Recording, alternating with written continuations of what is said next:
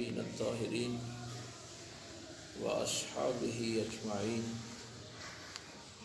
أما بعد فقد قال الله تبارك وتعالى في القرآن المجيد أعوذ بالله من الشيطان الرجيم بسم الله الرحمن الرحيم قد أفلح من تزكى وذكر اسم ربه فصلى بل تؤثرون الحياة الدنيا والآخرة خير وأبقى سبحان آمنت بالله صدق الله العظيم وصدق رسوله النبي الأمي الكريم ونحن على ذلك من الشاهدين والشاكرين والحمد لله رب العالمين. قال الله تبارك وتعالى في شان حبيبه مخبرا وامرا ان الله وملائكته يصلون على النبي يا ايها الذين امنوا صلوا عليه وسلموا تسليما. الصلاة والسلام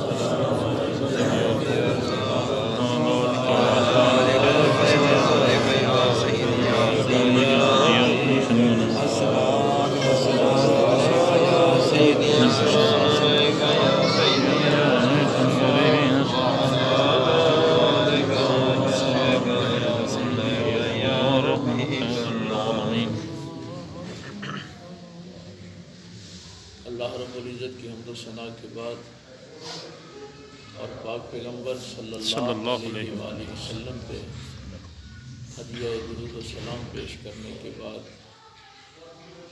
نہایت ہی واجب الاحترام خطیب امام مسجد ہاضہ معزز سامعین بزرگ و دوست و عزیز بھائیوں، آج سارے دوست آپ بھائی امتیاز صاحب کی والدہ محترمہ کے اِصالِ ثواب کے لیے تشریف لائے ہیں۔ میں آپ کو پتہ ہے کہ بنیادی جو چیز عقائد ہیں وہ پہلے ٹھیک ہوں گے تو اجر اور ثواب تو بظاہر ہے پھر بعد میں ملے گا۔ جب تک عقائد ٹھیک نہیں ہوتے اعمال کا ثواب نہیں ملتا۔ اگر ہمیں خود ہی ثواب نہیں ملا تو ہم نے آگے کسی کو کیا پیش کرنا؟ تو عقیدے کا پہلے مسئلہ یہ ہے کہ آپ کوئی بھی دن جو ہے وہ مقرر کر سکتے ہیں کہ فلاں دن جو ہے وہاں ہم دعا کے لیے بیٹھیں گے، ایصال ثواب کریں گے،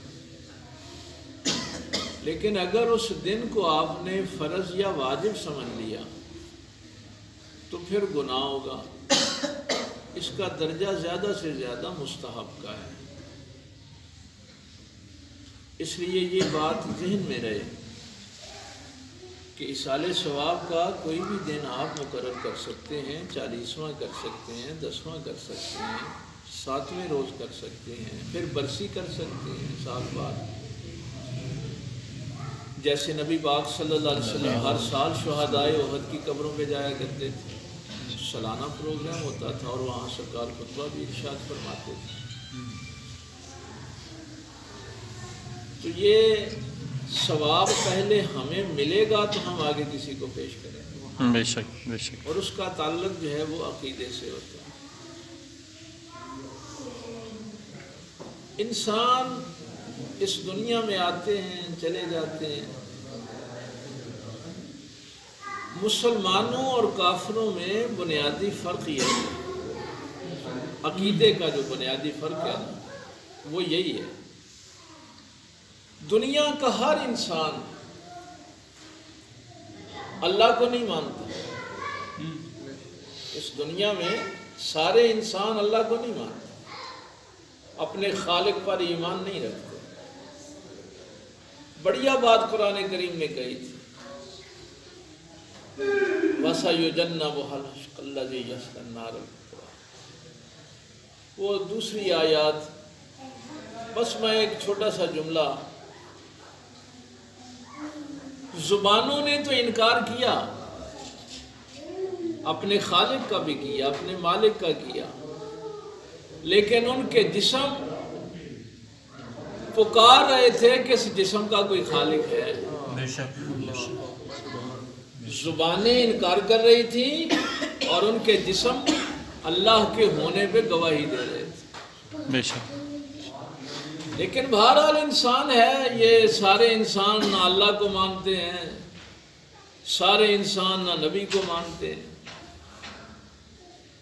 لیکن یہ عجیب بات ہے کہ موت کو سارے ہی مانتے ہیں، موت کے متعلق کسی کا اختلاف نہیں۔ بس جو اختلاف ہے صاحب ایمان لوگوں کا اور اہل کفر کا، وہ صرف اس بات پہ ہے۔ کچھ انسان ہیں وہ کہتے ہیں کہ مر گئے اور ختم ہو گئے، اور ایمان والوں کو یہ حکم ہے کہ نہیں، جب تک تم آخرت پہ یقین نہیں رکھتے تم صاحب ایمان ہو ہی نہیں سکتے۔ مسلمانوں کا عقیدہ یہ ہے کہ مر کے ختم نہیں ہونا بلکہ زندگی کا حساب دینا۔ یہاں سے یہ دو نظریات جو ہیں انسانوں کے آمنے سامنے کے، ایک وہ ہیں جو کہتے ہیں کہ مر گئے اور ختم ہو گئے، اسی لیے قرآن نے کہا تھا، یہ سورہ توبہ ہے، وَلَا تُصَلِّ عَلَىٰ أَحَدٍ مِّنْهُمْ مَاتَ وَلَا تَقُمْ عَلَىٰ قَبْرِهِ، جو بے ایمان مرے ان کے لیے دعا نہیں ہے۔ جو اللہ رسول پہ ایمان نہیں رکھتا اس کے مرنے کے بعد مغفرت کی دعا نہیں کرنی۔ وَلَا تَقُمْ عَلَىٰ قَبْرِهِ، اور نہ اس کی قبر پہ ہی کھڑے ہونا۔ یہ قرآن ہے، اسی لیے قرآن کریم نے یہ لائن لگائی کہ اگر کوئی صاحب ایمان مرے گا تو اس کے لیے دعا بھی ہے اور اس کی قبر پہ بھی جانا ہے، اور اگر کوئی بے ایمان مر جائے تو نہ اس کے لیے دعا کرنی ہے نہ اس کی قبر پہ کھڑے ہونا ہے۔ اس لیے لڑنے کی کوئی بات نہیں، یہ اپنی اپنی میتوں کی بات ہے۔ جن کی میتیں ایمان والی ہوتی ہیں وہ دعا کا اہتمام کرتے ہیں، جن کی نہیں ہوتی وہ اللہ نے پہلے ہی منع کر دی۔ یہ تو اپنی اپنی میتوں کی بات ہے، قرآن نے منع کر دیا ہے، جو بے ایمان مرتا ہے اس کے لیے کوئی دعا نہیں ہے، نہ اس کی قبر پہ کھڑے ہونا۔ اور جو صاحب ایمان جاتے ہیں وہاں صحابہ کو حکم دیا گیا ہے کہ ہر جمعے والے دن اپنے والدین کی قبروں پہ حاضری دیا کرو۔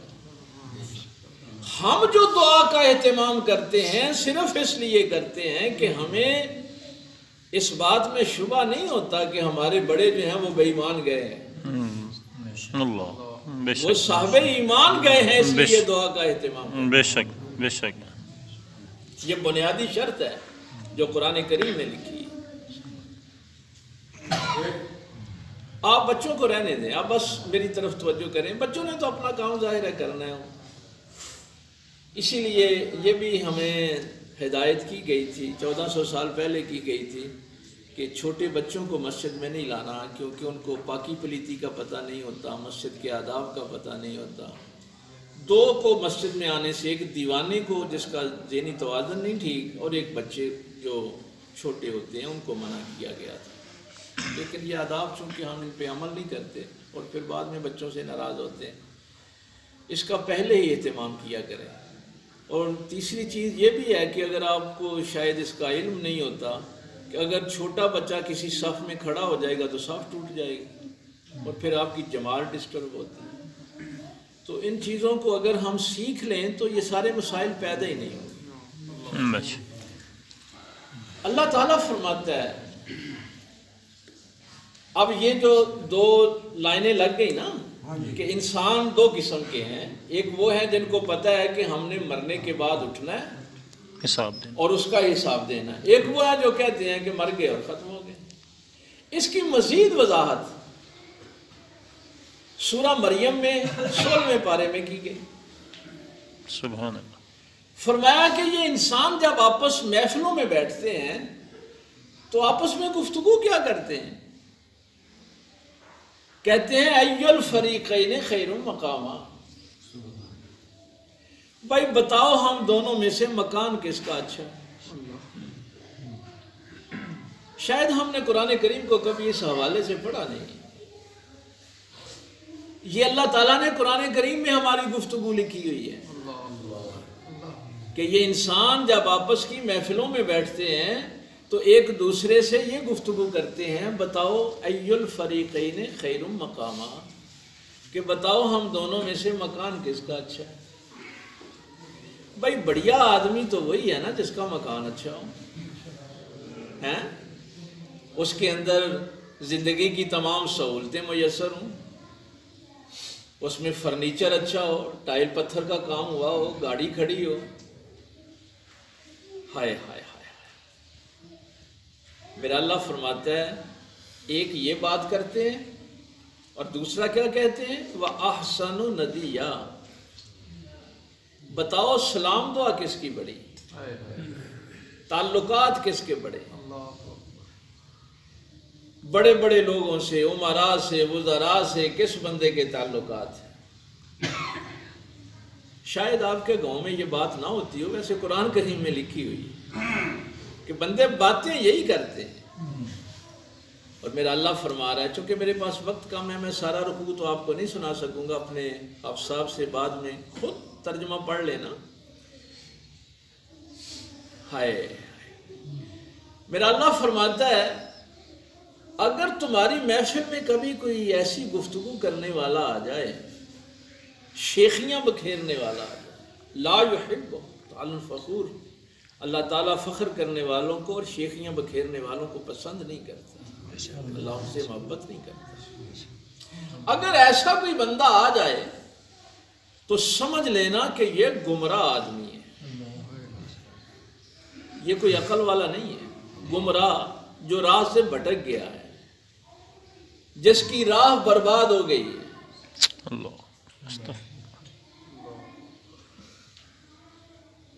قل من کان فی الضلالۃ فلیمدد لہ الرحمن مدا. یہ لفظ دلال میں نے استعمال نہیں کیا، یہ قرآن نے کیا. تو قرآن کہتا ہے کہ جب اس سٹیج پہ انسان پہنچ جاتا ہے، اس گمراہی کے سٹیج پہ پہنچ جاتا ہے، تو اللہ تعالیٰ پھر اس انسان کی رسی ذرا لمبی کر دیتا ہے، اس کو ذرا نا اور مہلت دیتا ہے کہ وہ اپنی شقاوت میں آگے بڑھتا جاتا ہے کہ مجھے تو پوچھنے والا ہی نہیں. اور وہ شخص بڑا بدبخت ہے جس کی اللہ رسی لمبی کرے. اس پہ کبھی فخر نہ کرنا، اس سے بڑا بدبخت آدمی کوئی نہیں ہے جس کی اللہ رسی لمبی کر دے. مدہ کا معنی ویسے ہی کھینچنا، لمبا کرنا ہوتا ہے. اور عام انسان پتہ ہے کیا سوچتے ہیں؟ عام انسان یہ سوچتے ہیں ویکھیا نا یہ اسلام تو ہے ہی تے چوریاں کر کے بھی بچ جاتا ہے، یہ ڈکیٹیاں کر کے بھی بچ جاتا ہے، ایک قبضے کر کے بھی بچ جاتا ہے، اسلام تو بڑی ہے، انہوں پوچھنے والا کوئی نہیں.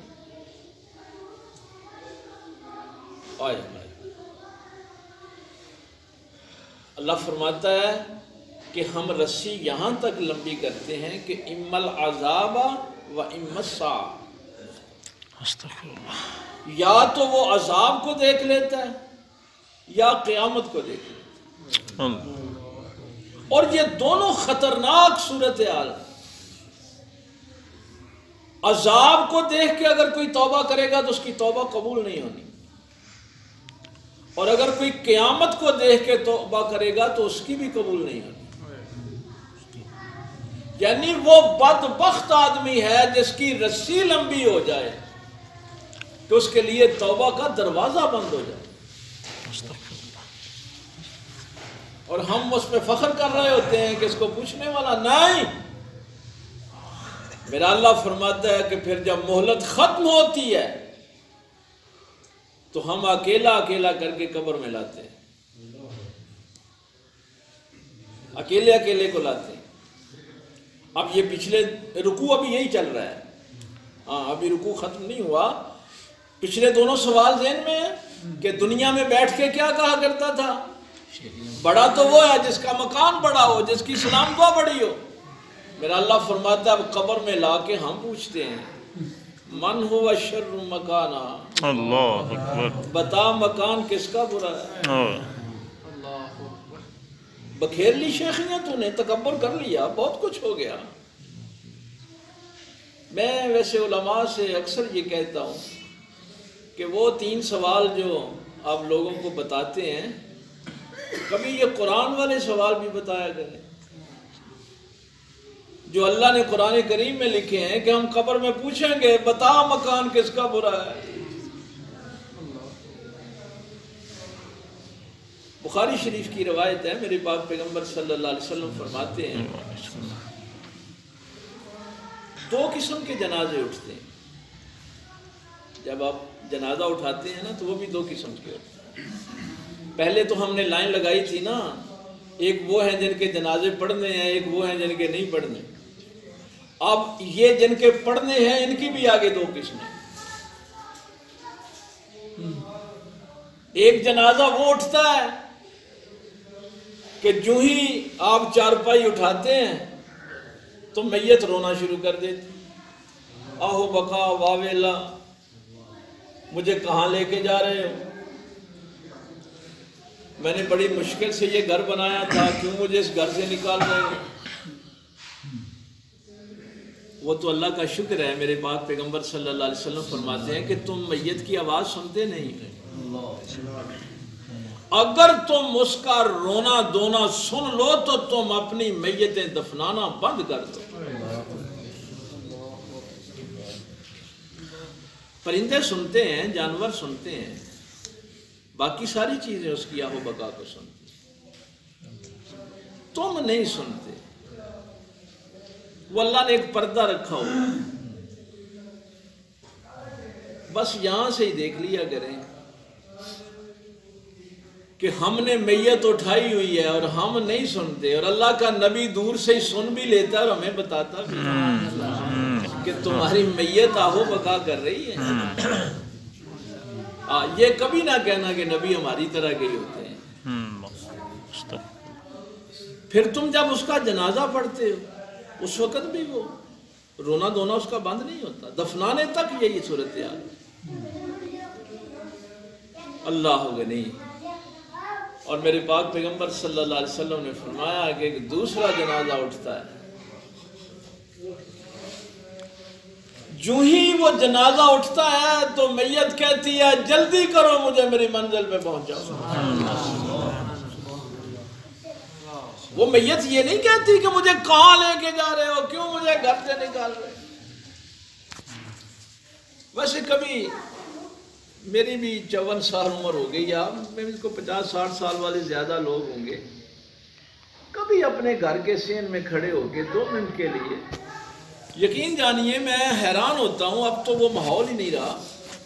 ہم سارے 40ویں پہ دعا کے لیے آئے ہیں، تابعین تک جو ماحول ہماری تاریخ کی کتابوں میں لکھا ہے کہ جب ایسا کوئی فوتیدگی کا معاملہ ہو جاتا تھا تو لوگ تعزیت کے لیے جاتے تھے، تو اس مرنے پہ اتنا غور و فکر کرتے تھے، اتنا سوچتے تھے کہ باہر سے آنے والے کو پتہ نہیں چلتا تھا کہ گھر والے کون ہیں اور غیر کون ہیں۔ سارے رو رہے ہوتے تھے، سارے پریشان ہوتے تھے، سب کو اپنی قبر یاد آ رہی ہوتی ہے۔ اور اب تو ہمیں جنازے پڑھ کے بھی کہکہوں کی آوازیں آتی ہیں۔ اب تو دل اتنا مردہ ہو گئے ہیں کہ غور و فکر ہم نے ختم پہ کیا کرنی ہے، ہم تو جنازہ پڑھ رہے ہوتے ہیں اور اس وقت بھی کہہ کے جاری ہوتے ہیں، یاد ہی نہیں ہوتا کہ ہم نے بھی جانا ہے۔ وہ جو آہو بقا کر رہا ہے اس کو سب سے بڑا دکھ پتہ ہے کس بات کا؟ وہ جو میت رو رہی ہے اس کو دکھ کس بات کا ہے؟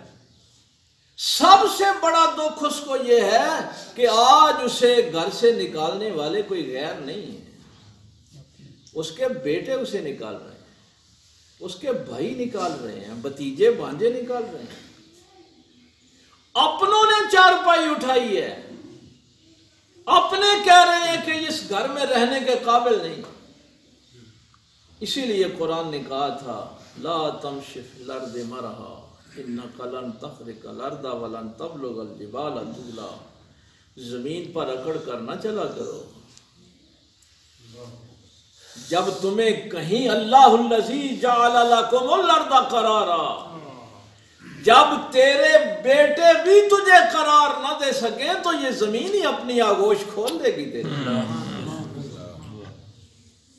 تیرا پردہ اس زمین نے رکھنا ہے۔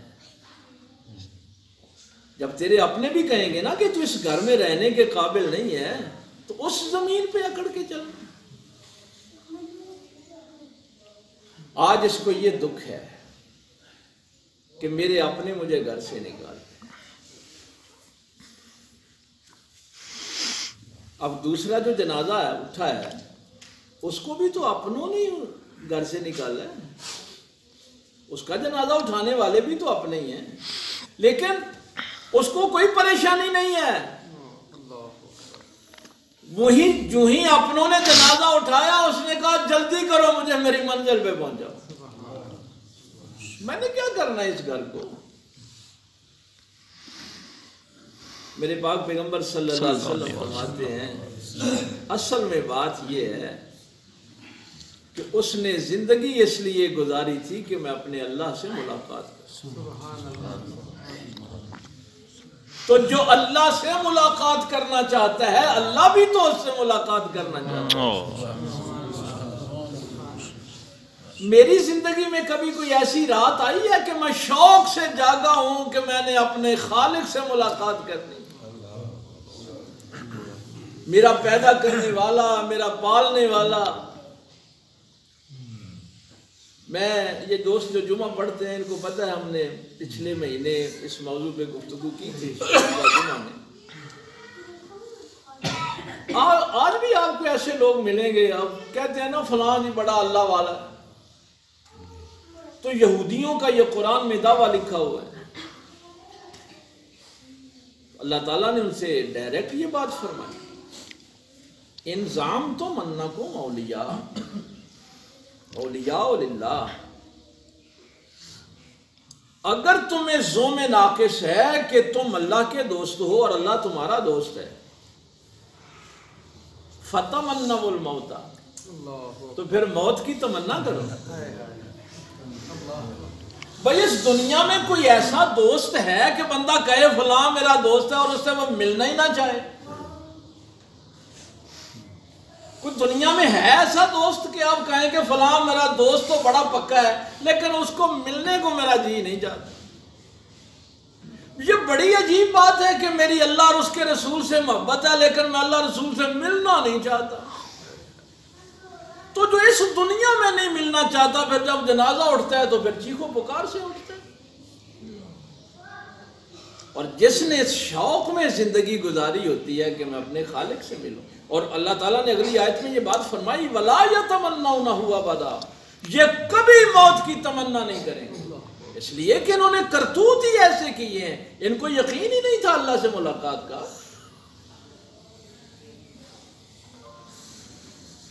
تو کوشش کریں یہ طلب کبھی کبھی دل میں آ جانی چاہیے کہ میرا کوئی خالق ہے، میرا پیدا کرنے والا ہے، میں نے پلٹ کے اسی کے پاس جانا ہے، زندگی کا حساب دینا ہے۔ جیسے میرا شوق ہے کہ میں بڑے بڑے لوگوں سے ملوں، کبھی یہ بھی شوق ہو کہ میں اپنے اللہ سے ملاقات کروں۔ تَتَجَافَى جُنُوبُهُمْ عَنِ الْمَضَاجِعِ، 21واں پارہ۔ میرا اللہ فرماتا ہے ان کی کیفیت پھر یہ ہوتی ہے کہ ان کی یہ پشتیں بستروں سے شناسا نہیں ہوتی۔ بستر بڑا گرم ہوتا ہے، بڑا سکون ہوتا ہے، لیکن وہ اپنے رب کی یاد میں اپنی پشتیں بستروں سے جدا کر دیتے ہیں کہ ہم اپنے اللہ سے ملاقات کریں، ہم اب سر سجدے میں رکھیں۔ ان کا جب جنازہ اٹھتا ہے تو وہ کسی بیٹے سے نہیں کہتے کہ مجھے کہاں لے کے جا رہے، وہ کہتے ہیں جلدی کرو مجھے میری منزل ہے۔ اللہ غنی۔ ایک تو اللہ تعالیٰ یہ پوچھے گا کہ من ہوا شر مکانا، بتاؤ اب مکان کس کا برا ہے؟ اور دوسرا اس نے کہا تھا نا کہ بڑا بندہ تو ہے جس کی سلام دعا بڑی ہو، اور اللہ وہ بھی پوچھے گا وَأَضْعَفُ جُنْدًا، اللہ، یہ بھی تو بڑی سلام دعا کہتا تھا، جنڈ لشکر کو کہتے ہیں نا، اتنا کمزور لشکر تیرا، وہ تیری اتنی کمزور سلام دعا۔ یہاں ہم کہتے ہیں نا بلے بلے بلے بڑا جنازہ آیا جی، 10,000 20,000 جی، اتنے لاکھ بندہ آیا جی، اور اللہ قرآن میں پوچھ رہا ہے وہ کہاں ہے؟ تجھے اکیلا ہی چھوڑ کے چلے گئے، کہاں گئی تیری سلام دعا؟ دنیا میں تو نے لوگوں کے کان کھا مارے تھے کہ بڑا تو وہ ہے جس کا مکان بڑا ہو، اور بڑا وہ ہے جس کی سلام دعا بڑی ہو۔ نہیں، مکان اسی کا اچھا ہے جس کی قبر اچھی، اور سب کے ساتھ نہیں، سب کے ساتھ نہیں ہے۔ ایک وہ ہیں حضرت بلال رضی اللہ تعالیٰ عنہ کا مشہور واقعہ سیرت کی کتابوں میں لکھا ہے کہ جب آپ کے وصال کا وقت آیا تو آپ کی بیوی نے رونا شروع کر دیا، تو آپ نے پوچھا تو کیوں روتی ہے؟ اس نے کہا جدائی کا وقت ہے، آپ ہمیں چھوڑ کے جا رہے ہیں اس لیے رو رہی ہوں۔ آپ نے فرمایا یہی تو خوشی اور فرحت کا وقت ہے، اس سے بڑا خوشی کا وقت اور کوئی نہیں۔ الموت جسد، نبی پاک صلی اللہ علیہ وسلم کی حدیث پاک ہے، الموت جسد، موت ایک پل ہے، صلو حبیب علی حبیب، جو دوست کو دوست سے ملا دیتا ہے۔ اسی لیے صحابہ جب بھی میدان جنگ میں جاتے تھے تو موت کی تمنا لے کے جاتے، شہادت کی تمنا لے کے جاتے۔ فرمایا جو ہی یہ موت آئے گی تو میں اپنے محبوب کریم صلی اللہ علیہ وسلم سے ملوں گا، اس سے بڑا فرحت کا خوشی کا موقع کیا ہو سکتا ہے؟ تو اللہ تعالیٰ یہ پوچھتا ہے کہ کہاں تیری سلام دعا؟ ساری زندگی جس سلام دعا پہ فخر کرتا رہا، تعلقات پہ فخر کرتا رہا، آج تو نے SMS کیے، کسی کو فون کیا، مجھے بھی بھائی امتیاز صاحب نے فون کیا، بھائی امجد صاحب نے، ہم سارے تو اطلاع پہ آئے۔ کسی کا بڑا تعلق تھا تو اس نے الیکٹرانک میڈیا پہ کوئی اشتہار چلوا دیا، پرنٹ میڈیا پہ چلوا دیا، جتنے جتنے کسی کے سورسز ہوتے ہیں اطلاع دیتے ہیں، اور اطلاع دینے کے بعد سارے لجپال آئے۔ قرآن کہہ رہا ہے نا اضعف جندا، تیرا کمزور لشکر، تیری کمزور سلام دعا، آئے تو تھے سارے لیکن چھوڑ کے چلے گئے۔ اور مدینہ شریف تو کسی نے فون نہ کیا، سوچا بھی نہیں تھا کہ ہم وہاں اطلاع کریں۔ جب تیرا یہ لشکر، قرآن نے چونکہ جند کہا ہے، جب یہ تیرا لشکر سارا چھوڑ کے چلا گیا تو مدینے والا قبر میں آیا کہ آج میرے امتی کو میری ضرورت ہے۔ اس پیغمبر کو چھوڑ کر دنیا کی سلام دعا بنائے گا؟ اس نبی کا حکم مانتے ہوئے تیرے پاس وقت نہیں ہوگا؟ اس پیغمبر کی محبت کو چھوڑ کے اور لوگوں سے محبت کرے گا؟ یہ ہے تیرا عقل کا فیصلہ کہ جب تیرا لشکر تجھے چھوڑ جاتا ہے تو مدینے والے کو آج بھی تیری فکر ہے کہ آج میرے امتی کو میری ضرورت ہے۔ تو جس شخص نے اس طلب کے ساتھ زندگی گزاری ہوتی ہے، اس کے لیے پھر وہ جو میرے پاک پیغمبر صلی اللہ علیہ وسلم نے فرمایا کہ اس کا جب جنازہ اٹھتا ہے تو وہ کہتا ہے جلدی کرو مجھے میری منزل پہ پہنچاؤ۔ وہ چیخو پکار نہیں کرتا، وہ روتا دوتا نہیں۔ اب یہ فرق ہوتا ہے کہ ایک وہ جنازے ہیں جن کی مغفرت کی ہم دعا کرتے ہیں یا اللہ اس کے گناہ بخش دے، اور ایک یہ جنازے ہوتے ہیں کہ ان کے جنازوں میں جائیں تو اللہ ہمارے گناہ بخش دے. اللہ واہ واہ واہ واہ یہ بڑی عجیب بات ہے نا. زندگی میں یہ طلب جو ہے، یہ آیات میں نے سوائے پڑھے جانا. ہاں آیات میں نے 30ویں پارے سے تلاوت کی تھی. فائدہ ان کا یہ ہے، اللہ ہو گئی. اور بھائی کچھ ملے نہ ملے، ہر حرف کی 10 نیکیاں تو ملیں گی نا. بے شک بے شک. وہ ہم اماں جی کو اصالے ثواب کریں گے. بے شک. اور ان آیات جو آپ سیکھ رہے ہیں، کوئی ایک بندہ بھی اس پہ غور و فکر کر لے گا، عمل کر لے گا، تو ان کے لیے آگے صدقہ جاریہ ہوگا. سبحان اللہ سبحان اللہ. جس محفل میں بیٹھ کے آپ یہ گفتگو کریں گے ان کو ثواب ملتا رہے گا. قرآن سنانے کا اصل میں بڑا مقصد، اس کو بیٹا ذرا باہر ہی رکھیں. ہم گفتگو ختم کریں گے نا تو پھر آپ باہر ہی رکھیں.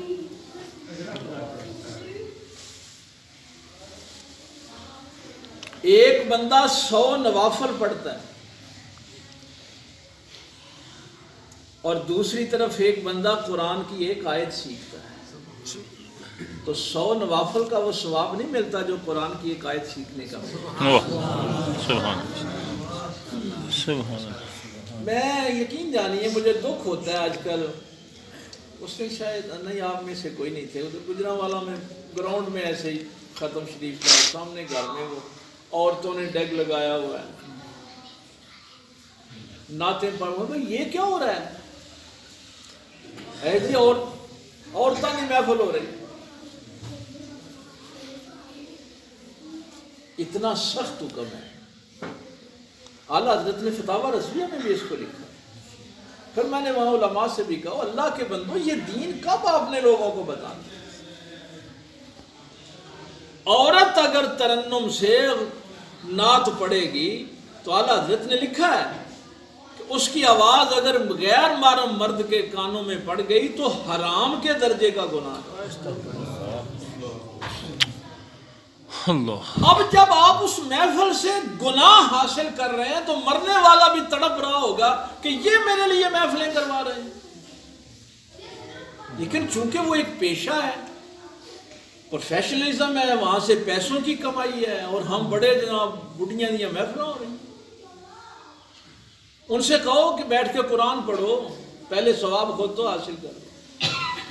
بات چلو چل نکلی ہے تو میں صرف ایک اشارہ، میرے پاس اب وقت نہیں ہے، لیکن یہ جا کے آپ نے 22ویں پارے کی پہلی 2 آیات ان کو ضرور دیکھیں.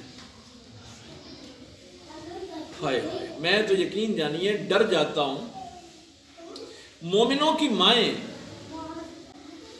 میرے پاک پیغمبر صلی اللہ علیہ وسلم کی ازواج مطہرات ہماری مائیں. قرآن کریم نے یہ فرمایا وَأَزْوَاجُهُ أُمَّهَاتُهُمْ، نبی کی بیویاں تمہاری مائیں ہیں. ان ماؤں کے لیے حکم سنیے اللہ کا. میرا اللہ فرماتا ہے کہ نبی پاک صلی اللہ علیہ وسلم گھر موجود نہ ہوں، کوئی باہر سے بندہ نبی پاک صلی اللہ علیہ وسلم کو ملنے کے لیے آ جائے، دروازہ کھٹکھٹائے، تو اللہ میری ماؤں کو یہ حکم دے رہا ہے فَلَا تَخْضَعْنَ بِالْقَوْلِ. وہ جو بندہ دروازے کے باہر اجنبی کھڑا ہے نا، اس کے ساتھ نرم آواز میں گفتگو نہیں کرنی. اجنبی مردوں کے ساتھ یا اپنے گھروں میں بھی اپنی ماؤں بہنوں بیٹیوں کو بتا دیں، اگر گھر میں کوئی مرد موجود نہ ہو تو کوئی باہر سے اجنبی آئے تو اس کے ساتھ بڑے وقار سے بات کرنی، سخت لہجے میں بات کرنی، نرم آواز میں بات ہی نہیں کرنی. وجہ بتائی، ساتھ صرف حکم نہیں دیا، میرے اللہ نے ساتھ وجہ بتائی. فرمایا فَلَا تَخْضَعْنَ بِالْقَوْلِ، نرم لہجے میں گفتگو نہیں کرنا. فَيَطْمَعَ الَّذِي فِي قَلْبِهِ مَرَضٌ، سارے لوگ ایک جیسے نہیں ہوتے. ہو سکتا ہے کوئی باہر ملنے والا ایسا بھی ہو جس کا دل مریض ہو، دل میں مرض ہو، دل گندا ہو کسی کا، اور نبی کی بیوی اس سے نرم لہجے میں گفتگو کرے اور وہ باہر جا کے لوگوں کو بتاتا بھی رہے کہ نبی کی بیوی بڑے پیار سے میرے ساتھ باتیں کر رہی تھی. فَيَطْمَعَ الَّذِي فِي قَلْبِهِ مَرَضٌ، ہو سکتا ہے اس کے دل میں کوئی مرض ہو. تو جو قرآن میری ماں کو یہ اجازت نہیں دیتا، آج کل کی کوئی عورت کیسے ترنم کے ساتھ اور بڑی جناب لوگوں کو اٹریکٹ کرنے والی آواز کے ساتھ گئے میں نعت پڑھ، یہ شیطان کے وسوسے ہیں. اس سے ثواب نہیں ملتا، یہ نافرمانی سے گناہ ملتا ہے. لیکن اس پیشہ ورانہ زندگی نے، وہ جمعے والے دن ان بچوں کو پتہ ہے، میں نے اس جمعے ایک جملہ کہا تھا کہ قرآن کریم کے جس مقام پہ بھی آپ ابلیس کا وہ مکالمہ دیکھیں گے، ابلیس کیا کہتا ہے؟ اس نے اللہ کی بارگاہ میں کہا تھا لَأَقْعُدَنَّ لَهُمْ صِرَاطَكَ الْمُسْتَقِيمَ، یا اللہ جو تیرا سیدھا راستہ ہے نا میں اس پہ بیٹھوں گا. اس نے یہ نہیں کہا تھا میں شراب خانے میں بیٹھوں گا، میں سینما گھروں میں بیٹھوں گا، میں جوا خانوں میں بیٹھوں گا. نہیں، جو تیری طرف راستے جاتے ہیں میں ان راستوں پہ بیٹھوں گا. اسی لیے وہ مکے میں بھی کسی شراب خانے میں نہیں بیٹھا تھا، وہ خانے کعبے میں آ کے بیٹھا تھا اور وہاں پر اس نے بت پرستی شروع کروائی تھی. آج بھی جو نقصان ایک مولوی کے جھوٹ سے ہوتا ہے وہ سیاستدان کے جھوٹ سے نہیں ہوتا. جو نقصان ایک پیر کی بددیانتی سے ہوتا ہے وہ کسی ڈی سی اور ایس پی کی بددیانتی سے نہیں ہوتا.